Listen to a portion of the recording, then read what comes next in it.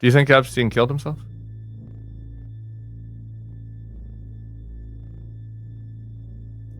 I have no idea. I have no idea.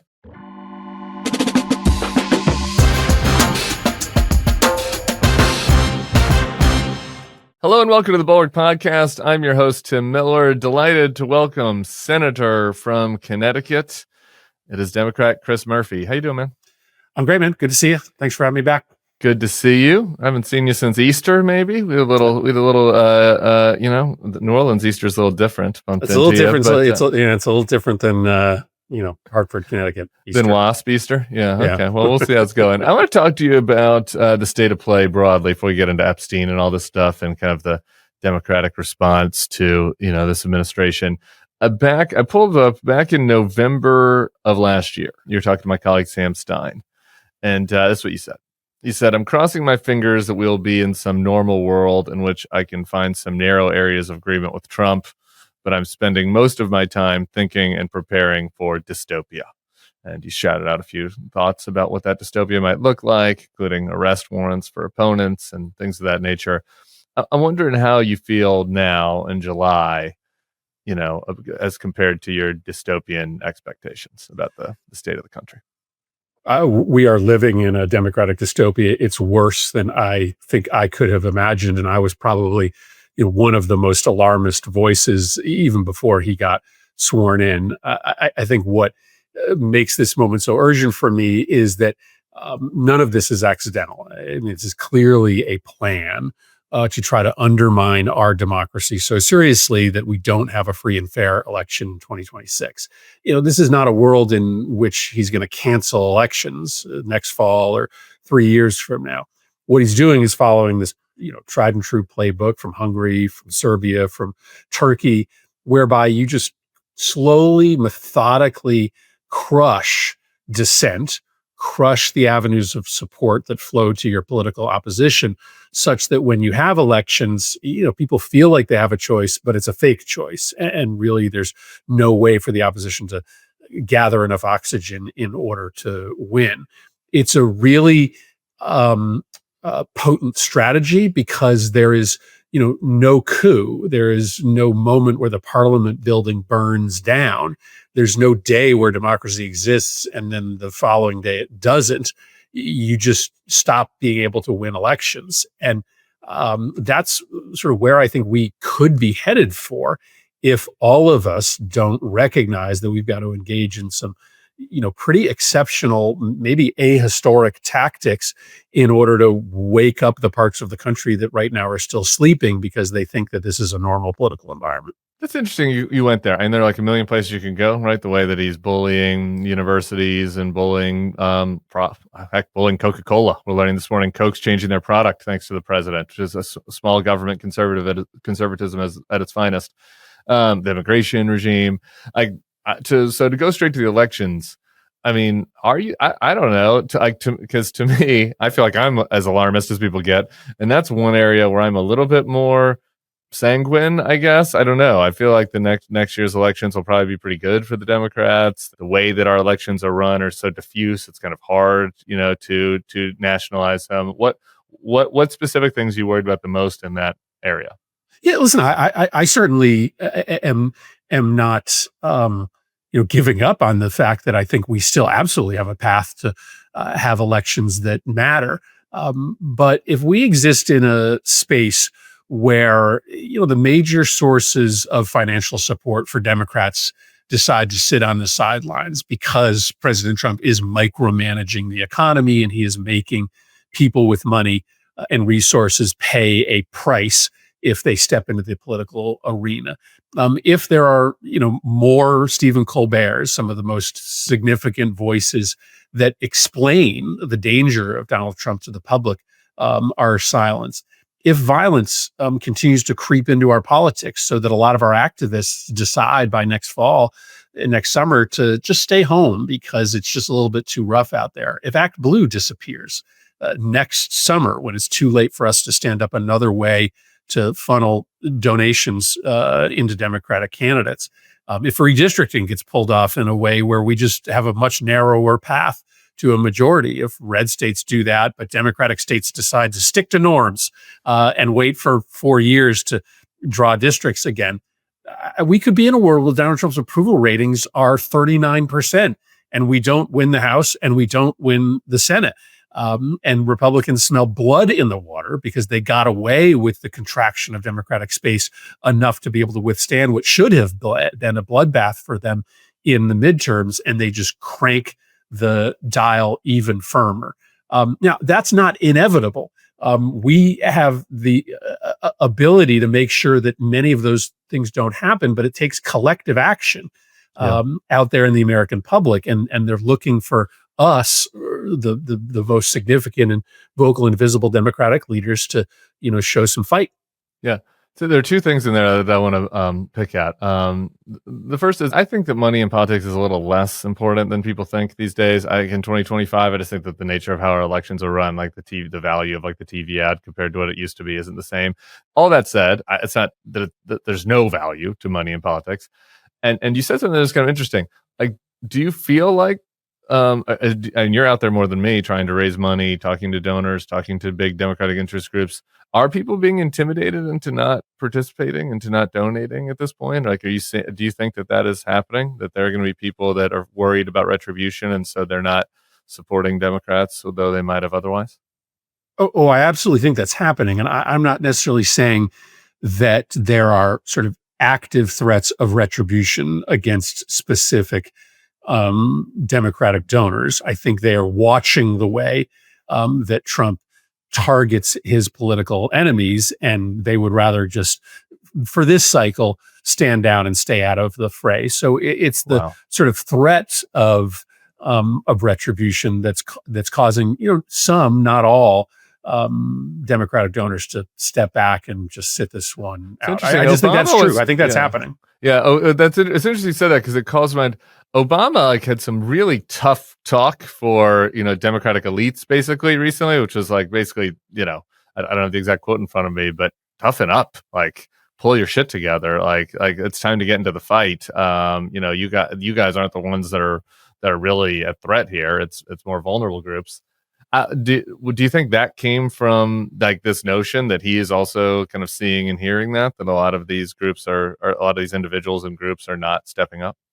Yeah, I think so. And when you listen to some of these individuals who have thus far held back and not invested, they're obviously not often going to offer their fear of retribution from Trump as the primary reason. They will say, well, the Democratic Party doesn't have his act together. I don't see a strategy. I don't support the DNC. The left wing of the Democratic Party is too wild and out of control. Mandami, sure. Right? So they come up with all sorts of reasons to sit out. But if you really scratch the surface, a lot of it is that they, have real big equities in this economy. And when you have a president who's sort of willing to pick and dictate winners and losers, and you feel like you have a lot to lose, that's a good enough reason to stay out and just come up with other reasons to articulate. People are so pathetic.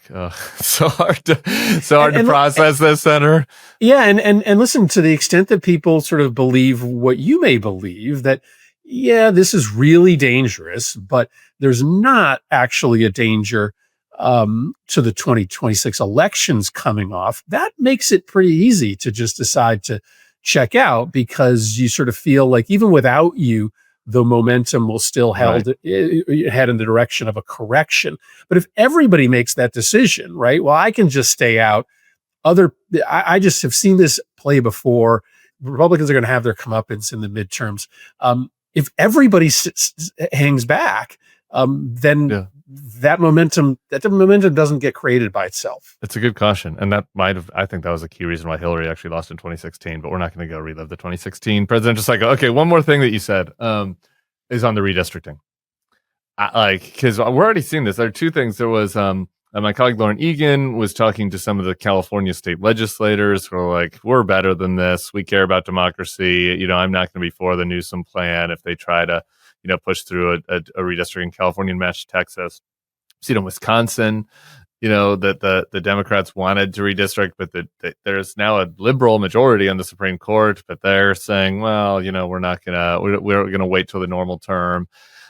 How worried are you about that kind of a sense of goody two shoes Democrats not fighting, some really dramatic changes potentially in Texas, and that being decisive? More broadly, Tim, I am concerned about this world in which the regime operates outside of the box and the opposition stays inside of the box, right? Yeah. We respect these norms because we believe in the norms and we think it's the right thing to sort of stay true to them. But history tells us that's how democracies die. Democracies die when the opposition doesn't realize that the rules have changed and does not adapt, refuses to adapt. And so this is a perfect test case. They are going to violate a basic norm. You wait 10 years to redraw the districts. We are going to say that we're better than that, and we will potentially lose the House in 2026. You're seeing that happen inside the Senate on the appropriations process. They've changed the rules. They, now expect us to sit at the table and pass bipartisan budgets, and then they stab us in the back and pass these rescissions bills, which just cancel out all the Democratic spending. And then guess what? We go right back into the room with them to write the next bipartisan budget bill, because that's the norm, that we're supposed to write bipartisan budget bills, knowing that they're going to do the exact same thing 6 months from now. They're just going to cancel all of our projects, all the things that matter to Democratic constituencies and poor families and middle-class families.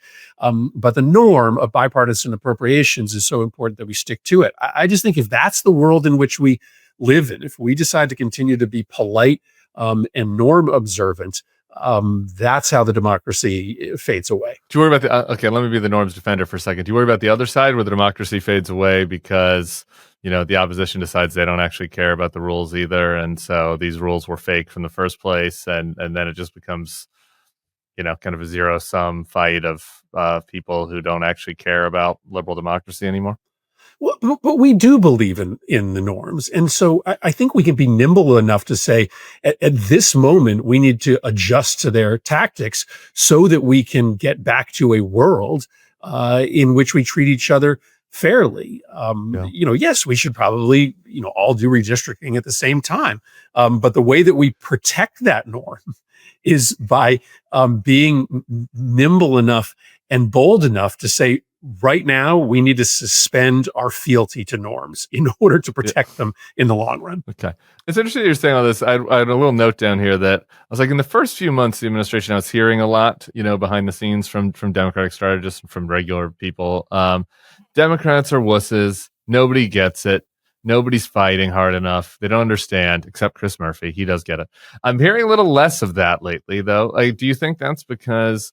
are your colleagues looking to this next budget fight? Are your colleagues changing tactics? Are they evolving, or are all of us just getting complacent? I don't know. How do you assess the state of play?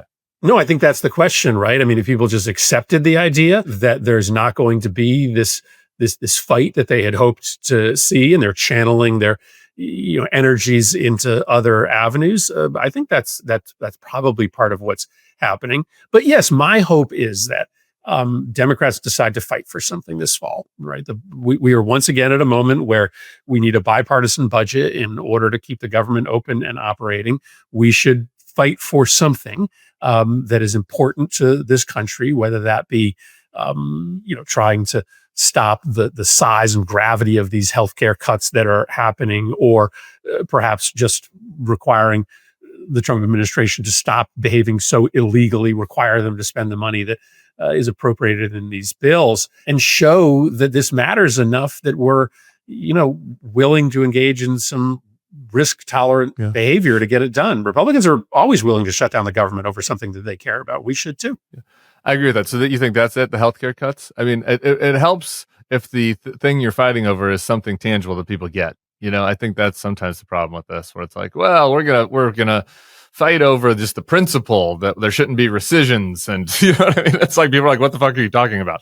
I guess there is something tangible to fight about in the budget. Yeah, a colleague of mine said to me late last night on the phone, maybe you don't fight totalitarianism by talking about totalitarianism all the time, Yeah, right? Maybe you fight totalitarianism by talking about the real world consequences of fascism. And one of the real world consequences is right now is that millions of people are about to lose their healthcare in order to pad the pockets of the super wealthy.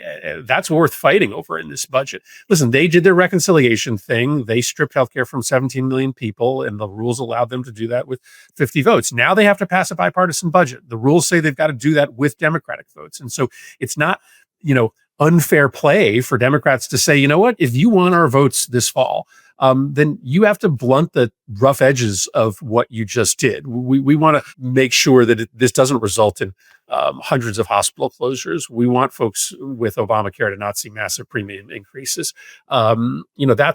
That's a fight we would win, and it is connected to the threat to democracy because it's a consequence of what happens when the people aren't in charge and just a handful of elites are in charge. These really terrible decisions get made, like the erasure of healthcare for 17 million Americans. Right now, the headlines are chock full of data breaches and regulatory rollbacks, making us all vulnerable. But you can do something about it. Delete Me is here to make it easy, quick, and safe to remove your personal data online. Want an easier way to deal with data breaches? Get Delete Me. The fact is, we're all at risk. How many times have you gotten an email or letter saying your data has been breached? It's unsettling. But the good news is, Delete Me can help. Delete Me isn't just a one-time service. They're always working for you, constantly monitoring and removing the personal information you don't want on the internet. My latest incoming, I don't know if why the hackers out there know that I'm a Twitter addict, but I keep getting these messages that are letting me know that my account has been logged into in Bangladesh or Serbia or whatever, and I need to click on it to verify my password. Spoiler alert: this is a hacker. It's not actually true. This is why I like the updated reports from Delete Me. Get out there, clear out any new stuff that's on the internet.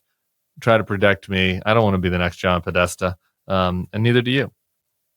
So take control of your data and keep your private life private by signing up for Delete Me now at a special discount for our listeners. Get 20% off your Delete Me plan when you go to joindeleteme.com/bulwark and use promo code Bulwark at checkout.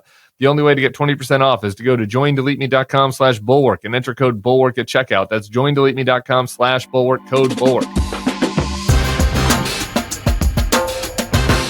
I saw speaking of kind of having some fights with your colleagues, you were getting into it with Katie Britt on the Senate floor the other day. Would you like to share what you guys were fighting about? It's really funny. Just before I got on with you, I saw that she just did a media interview in which I saw the headline that she explains what the fight was about. So great. I should really listen to what she says before I tell you what the fight was. No, listen, this was happening. This was a conversation she and I were having right after the Republicans passed the rescissions bill.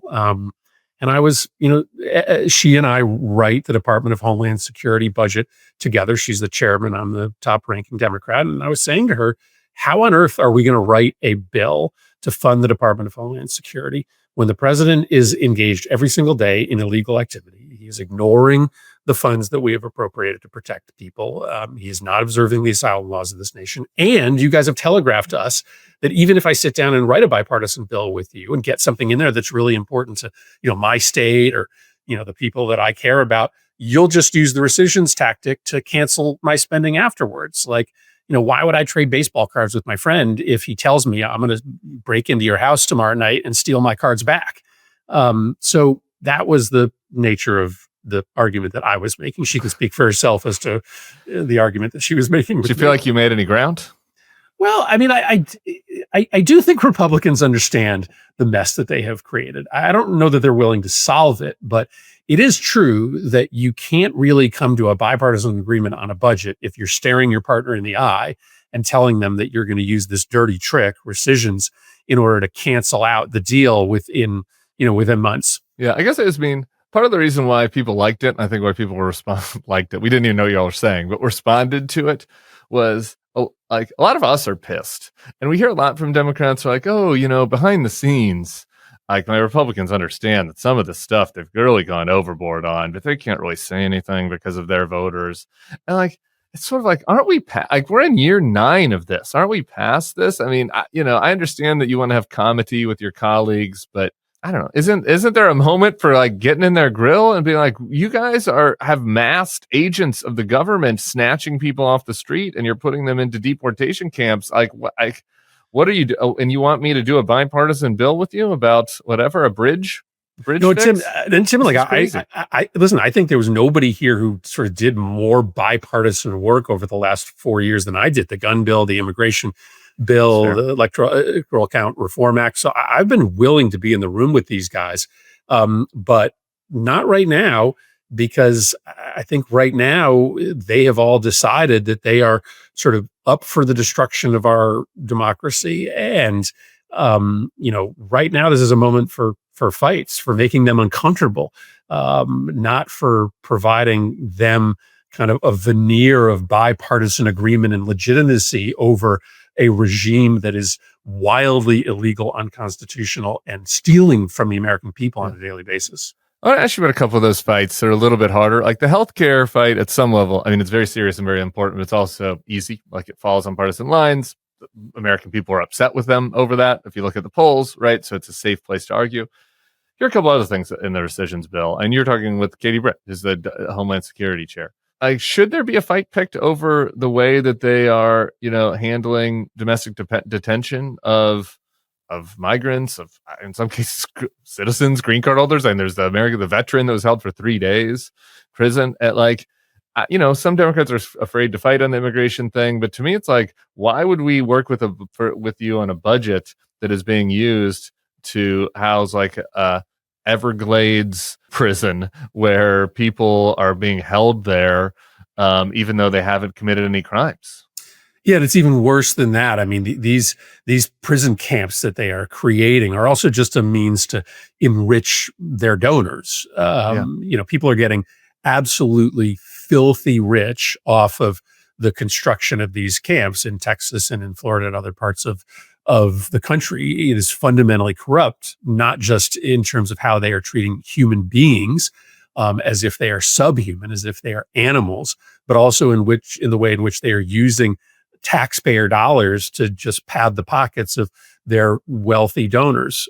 Yes, I think we can run in a way that I don't think we thought was going to be possible 6 months ago against Trump on immigration. He has crossed the Rubicon, the way in which he is dehumanizing these families who have come to the United States to seek a better life, the way in which he is so deliberately not focused on criminals, that he is going after, folks who are, just gardening and, staffing our farms.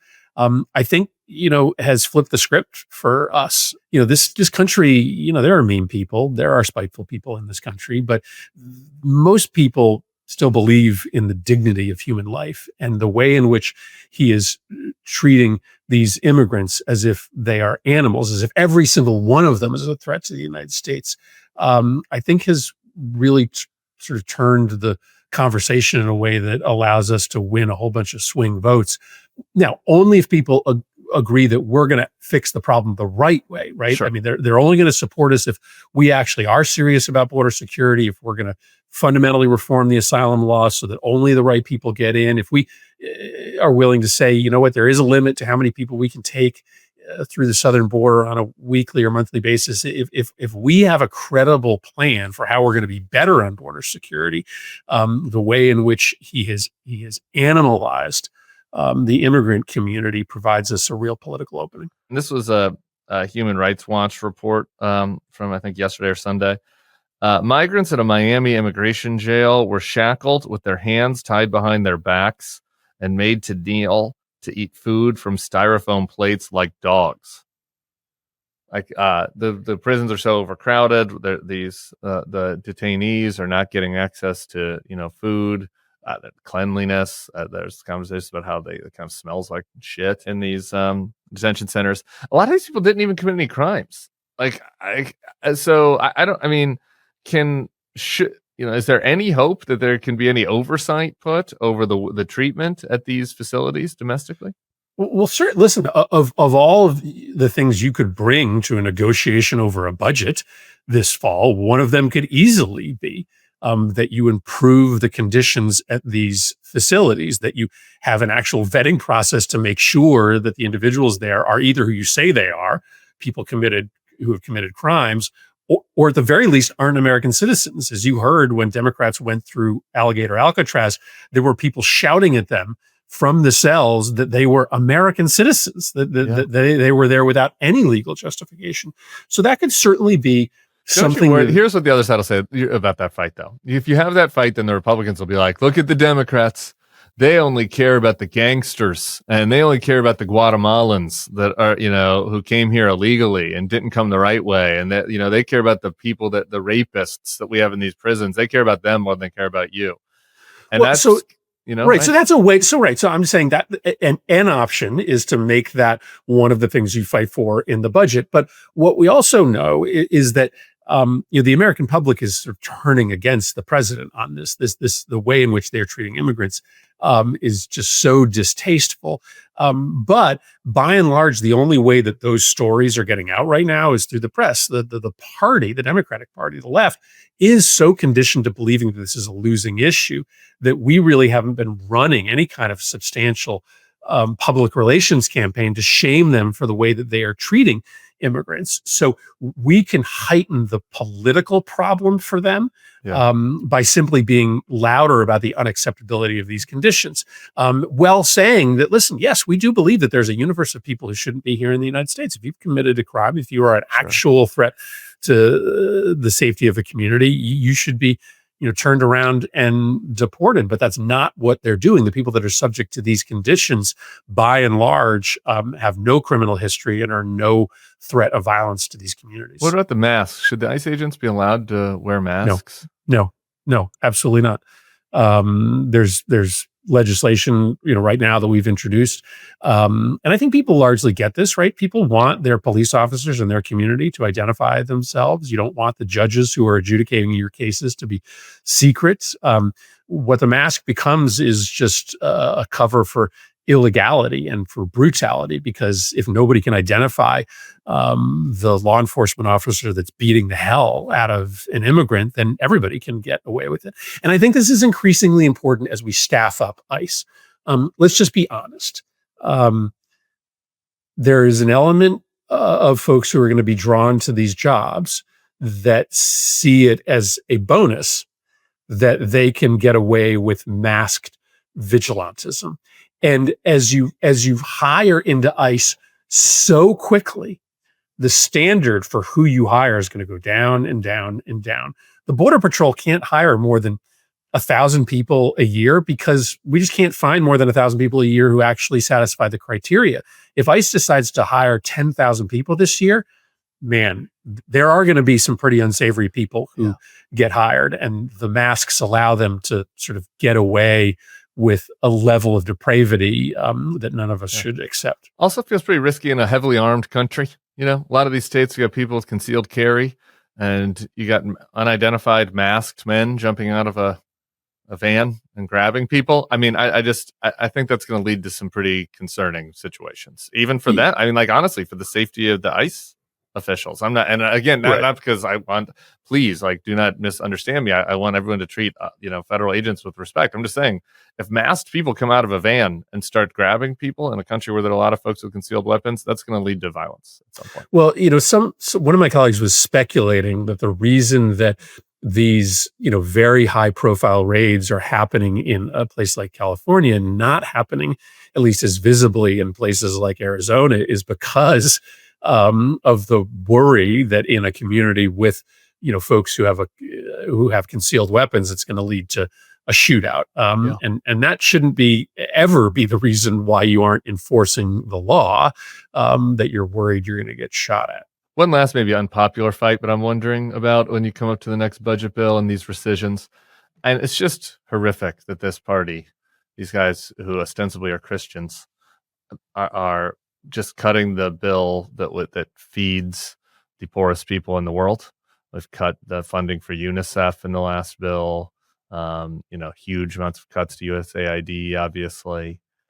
Again, this is a tough one because it's like, do you want to pick this fight with them and have them be able to say, oh, well, they care more about people in Africa than Americans, or do you pick it because it's the right thing to do? And I don't know, maybe you can You did an interview recently with Ross Douthat, who was really on his high horse about how the Republicans are the real God-fearing party. Maybe the God-fearing party should hear about what they're doing to the most vulnerable people in the world. What do you think?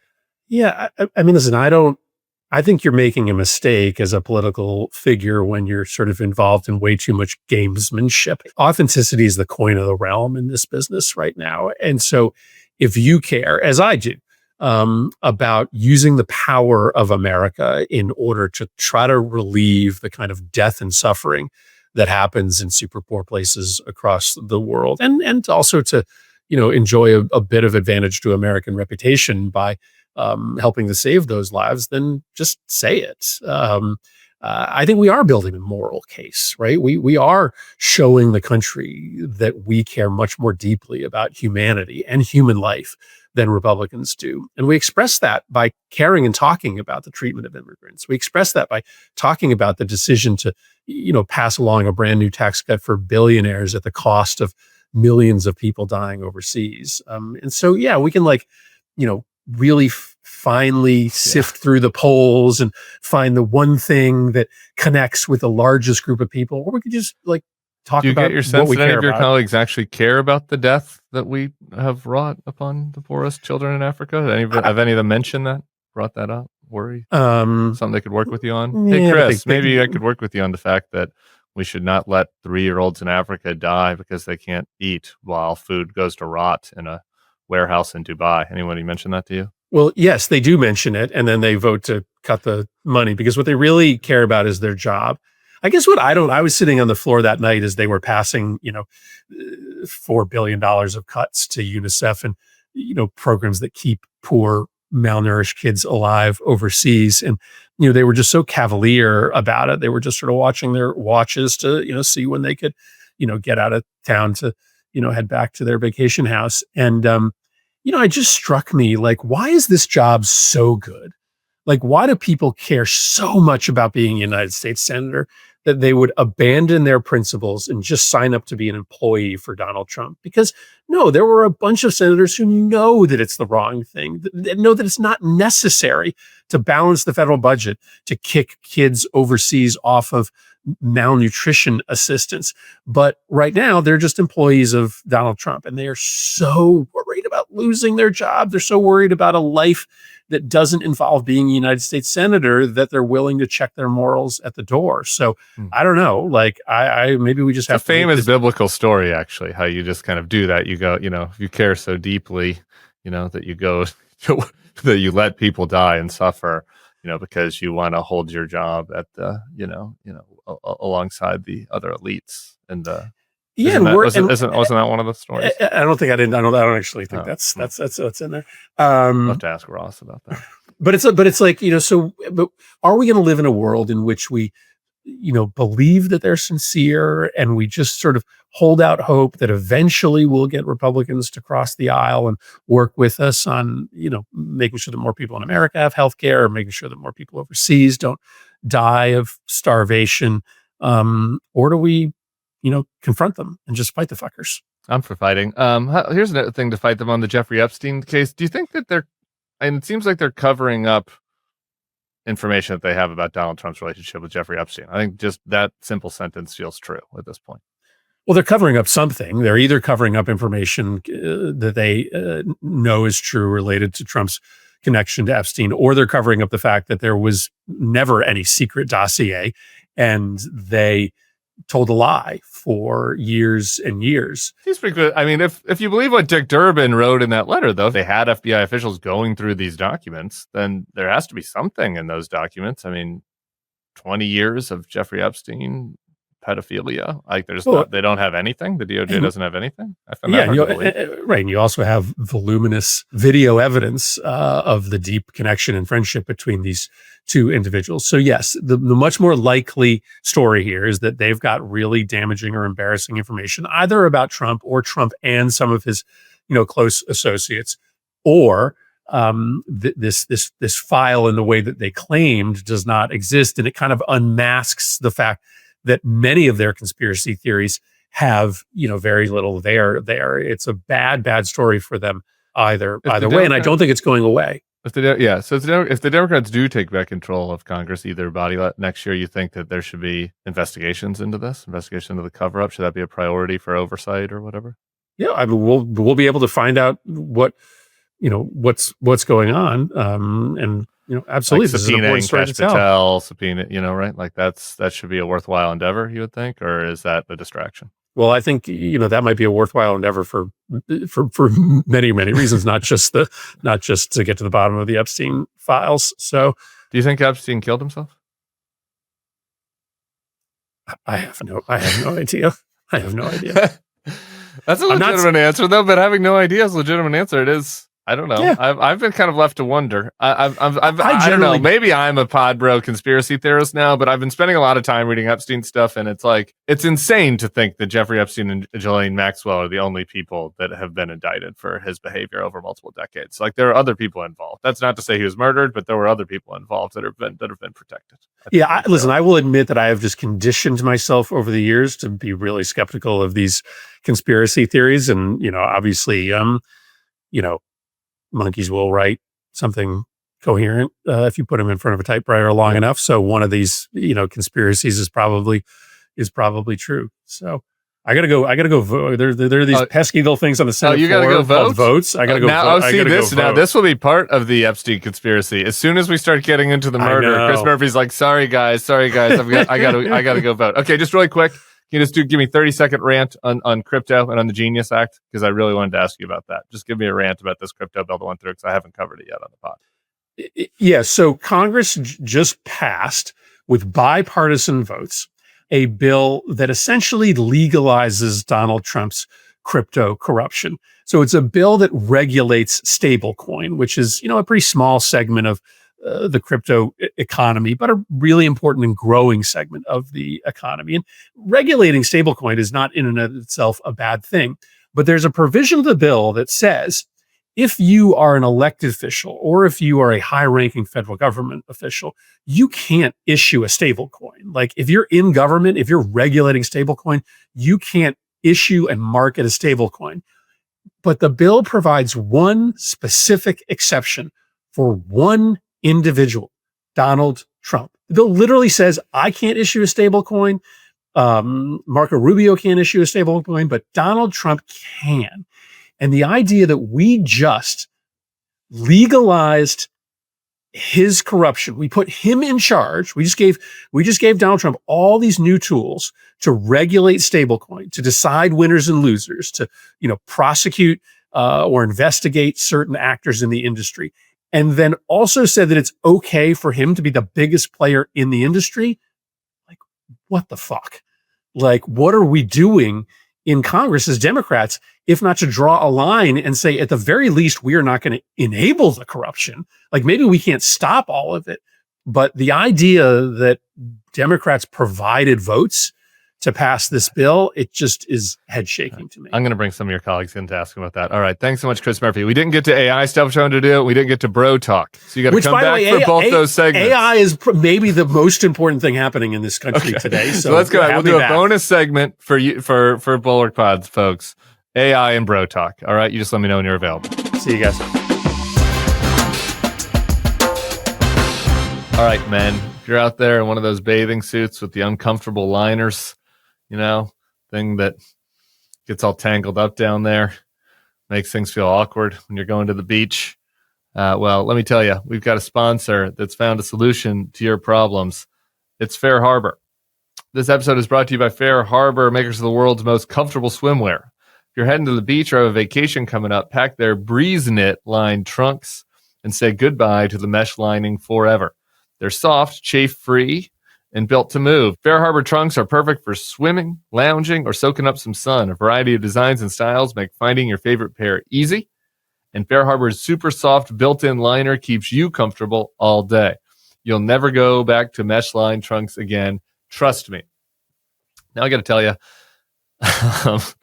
I'm more of a Speedo man these days, so it's not really a problem for me. No mesh liner in the Speedos. Once you get into middle age as a gay, you just start to embrace the Speedo life. I think I've been noticing across my friend group, maybe a little less self-consciousness. I guess that means I'm on the trajectory to being the naked old guy at the gym. in the gym locker room. Anyway, if you don't know about that, you don't want to know. But it is a pernicious trend in our society. Anyway, every once in a while, though, I'm not at a non-Speedo appropriate location. And boy, can I tell you, the upgrade in the breeze knit linings over my old mesh lining trunks is absolutely massive. Highly recommend. Along with swim trunks, Fair Harbor carries a full line of casual clothing. Their shorts, shirts, and hoodies let you relax beyond the beach. And if the rest of the family gets jealous, they've got kids styles too. Head to fairharborclothing.com/bulwark and use code bulwark for 20% off your first purchase. Once again, that's Fair Harbor, HARBOR, clothing.com/bulwark. All right. I've got one other thing I got to get off my chest. I don't know if many of you saw that Hunter Biden reemerged yesterday. He did a 3-hour interview with some Greenpoint, Brooklyn looking guy in a mustache, where he vented all of his grievances about the 2024 election. He also did an interview with Jamie Harrison, former DNC chair. Unclear why he decided that this was kind of the moment for him to reemerge. But the crux of his anger that he got out on these interviews was an extended rant about how awful James Carville and David Axelrod and the Pod Save America guys and Nancy Pelosi and George Clooney were for pushing his dad out of the race, and how I guess his dad had no agency and how his dad was treated so poorly, et cetera, and how he would have won if he had stayed in. Unclear how somebody that couldn't talk could win. But, I think a lot of times we look at this through the political lens, and I mean, everybody here knows my view. I do not think that every single piece of data that we have indicates to me that Joe Biden was not going to win. But even if you granted Hunter's argument that this was all a mistake and that had Joe Biden stayed in, he would have had a miraculous comeback in the next debate, or the people wouldn't have cared about his performance and they would have voted for him because there was this groundswell of support that didn't show up in any polls or focus groups or anecdotal conversations you had with people at the ballpark. Okay, even if that was true, here's my issue with all this, and here's why I feel like it needed to be addressed. James Carville, David Axelrod, George Clooney, Pod guys, Pelosi, everybody, all those people were trying to advocate for what they thought was best for the country in a very fraught fucking moment. They were making a good faith argument that they thought that the risk was too high to have Joe Biden at his age stay in the race. No, none of them benefited from telling Joe Biden to move on. You don't gain power in a political party in these days by shitting on the incumbent president. You didn't get extra views or invites to glittery parties. So I think that George Clooney had plenty of those. If anything, you get ostracized. I mean, for Carville in particular, I mean, he was, I think I really lost some long time friendships over this, people whose weddings he was at. So you don't gain anything from speaking out against the president of your party or the leader of your party. I can tell you about that.